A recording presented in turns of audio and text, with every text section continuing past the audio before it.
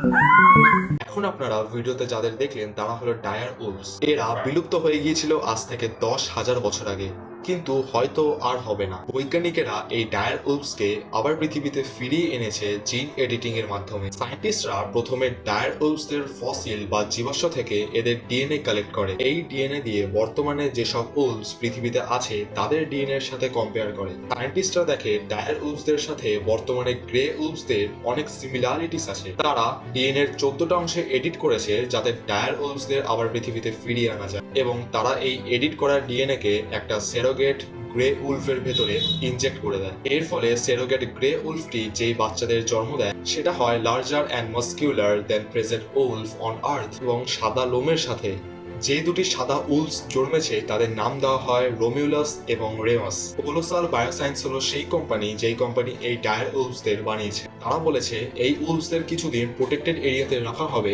দেন এদেরকে পরে ওয়াইল্ড লাইফে ছেড়ে দেওয়া হবে। পৃথিবীর নানা দেশের বৈজ্ঞানিকেরা এই চেষ্টায় আছে যে কিভাবে হারিয়ে যাওয়া পশু পাখিকে আবার পৃথিবীতে ফিরিয়ে আনা যায়। ভবিষ্যৎ লিটারেলি ইন্টারেস্টিং হতে চলেছে। This is day 12 of telling real stories. Subscribe for more videos.